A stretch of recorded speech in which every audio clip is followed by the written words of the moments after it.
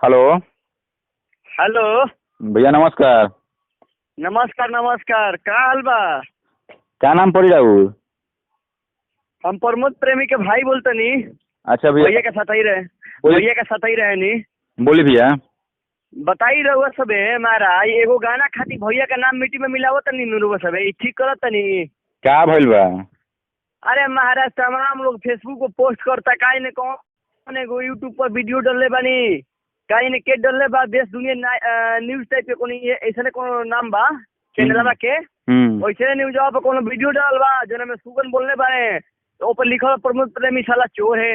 इतना भैया का नाम मिट्टी में मिलत तो भैया के कहे के नहीं खे, ठीक बा?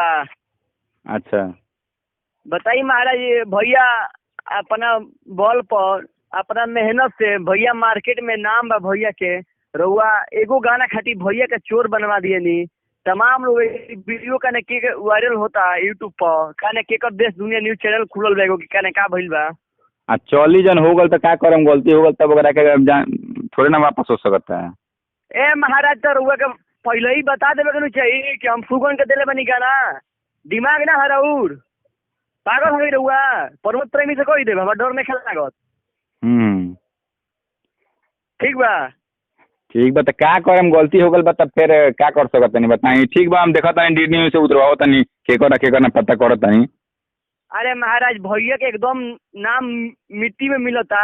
भैया कृष्णा बेदर्दी की भैया के कितना दिन से गाना गावतनी, मैं कितना दिन से अभी हालिया से गावतनी। तो भैया के ऐसा आज ले कोनो ऐसा बातें नहीं खेल कि भैया के गाना चुरा के गए बारे।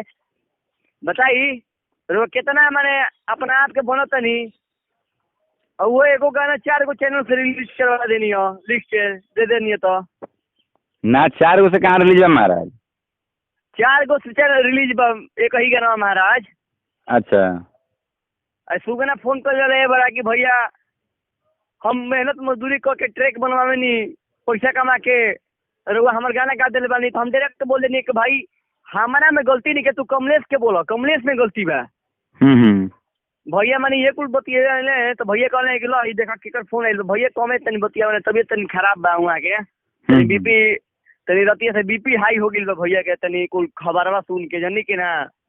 अच्छा अच्छा, तनी बुखार लागिल बा, तो पानी चढ़ता भैया के हॉस्पिटल में। अच्छा तनी जान तनी तबियत खराब हो गिल बा, वही से फोन करे के पड़ला रुआ पासे। बल्कि चली ठीक बा, देखी तनी देश दुनिया न्यूज के चैनल होते उतरवाई जल्दी होगा वीडियो के, ठीक बा? वायरल होता महाराज। ठीक है भैया, हम उतरवाओ भैया के मैं नाम मैं इज्जत माटी में मिलता। ठीक बा, तनी देख के हटाई। और सब ठीक बा नु? जी भैया, सब ठीक बा। बल्कि बहुत गलती कैले बानी देहाती जी, बुझ जाई रुआ। क्या करम, गलती हो गल तब क्या करे हम तो। ए महाराज, पहले दिमाग ना हराउर, दिमाग से सोची कि अपन चेला के रुआ गाना लिख के देले बानी। उ डायरेक्ट कहल हमसे, उहाँ के हमार गुरु हवी, तो रुआ डायरेक्ट हमसे कहे के चाहिए कि हम अपन चेला के देले बानी गाना। ओकर बाद न तो हम वो गाना में जब गाना गईनी हो तो मैं उनका नामो ले ले रहती, रितेशो गईले, गोरी तोर चुनरी पर लाल लाल ले, तो मैं विशाल जी के नाम न ले ले, क्योंकि वो गाना चुरा के गईले। ना तो सुगानवा जी से पूछा नहीं तो कहनी कि कोनो बात ना गवा दी, तो गवा दिया। 1 महीना पहले ही गवावल करे सुगनवा जी से, तो एक बाद ना चलल है गानवा, तो उनका से पूछाइल कि गवा दी, तो कहनी कि गवा दी, तो गवा देनी है प्रमोद जी से। ना तो भैया का तबीयत बहुत खराब बा, हॉस्पिटल में भर्ती बा, ठीक बा? हाँ, बहुत सीरियस बा भैया के, पानी चढ़ता, रतिया से बीपी हाई हो गिल बा। अच्छा अच्छा, चलिए ठीक बा। अब सब ठीक बा नहीं देहाती जी? जी भैया, सब ठीक बा। चलिए ठीक बा, रखा तनी। ठीक है, प्रणाम। तनी चैनल पर उतर भाई, ठीक बा? ठीक बा, ठीक है भैया। ठीक बा, ठीक बा।